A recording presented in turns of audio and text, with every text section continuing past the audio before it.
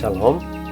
Hari ini kita akan menemukan kitab Kisah Para Rasul pasal 28, teksnya ayat 16 sampai 31, dan sudah dibagi dua paragraf. Paragraf yang pertama ayat 16 sampai 22. Paulus bertemu dengan orang-orang terkemuka bangsa Yahudi, dan mereka janji akan mendengar tentang pikiran Paulus. Paragraf yang kedua ayat 23 sampai 31. Paulus menerangkan dan memberi kesaksian kepada mereka tentang kerajaan Allah, dan berdasarkan hukum Musa dan kitab para nabi, ia berusaha meyakinkan mereka tentang Yesus.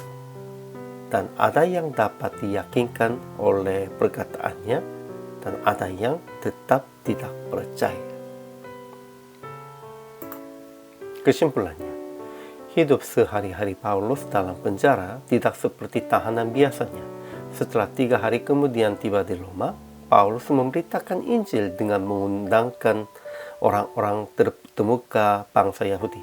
Juga banyak orang datang kepada Paulus untuk mendengar ajarannya. Paulus memberitakan kerajaan Allah dan mengajar tentang Tuhan Yesus Kristus dengan terus terang dan tanpa rintangan apa-apa. Semua kebaikan bagi Paulus telah dipakai untuk memberitakan Injil. Dan sekarang semua kondisi yang buruk juga dipakai untuk memberitakan Injil. Ajaran tentang Allahnya. Pertama, Allah telah memberi pengertian kepada Paulus tentang hukum Musa dan kitab para nabi supaya ia meyakinkan orang-orang tentang Yesus. Kedua, Lo telah berkata kepada nenek moyang bangsa Yahudi, kamu akan mendengar dan mendengar, namun tidak mengerti. Kamu akan melihat dan melihat, namun tidak menangkap.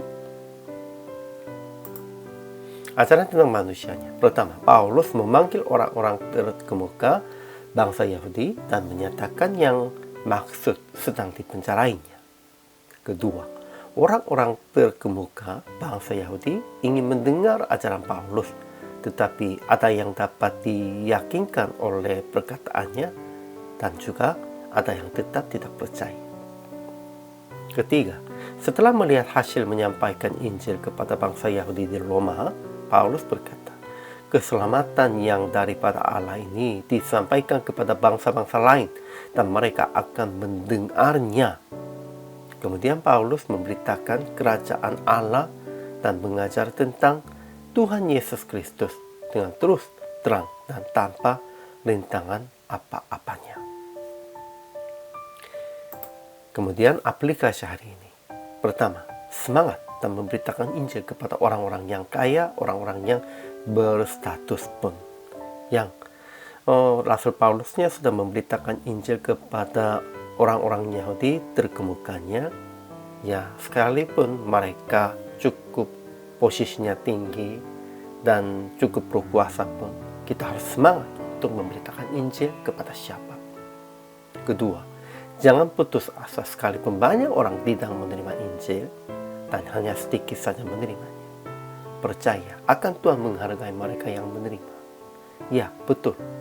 Tuhan inginnya semua orang kembali kepada Tuhan. Namun juga tahu, bukan semua orang yang kembali kepada Tuhan, menerima kepada Yesus, itu hanya sedikit saja. Kita harus ingat tentang itu. Akhirnya PR praktik hari ini, mencari orang-orang yang belum mengenal Yesus di sekitar Anda. Dan hari ini, datang kepadanya dan memberitakan Injil Yesus, sekalipun dia menerima atau menolak. Itu tergantung kepada mereka. Namun kita harus menanggung jawabnya dalam situasi apapun, dalam kondisi apapun, dimanapun.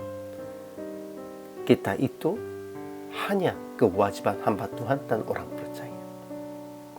Hari ini juga selama melayani, Tuhan Yesus memberkati.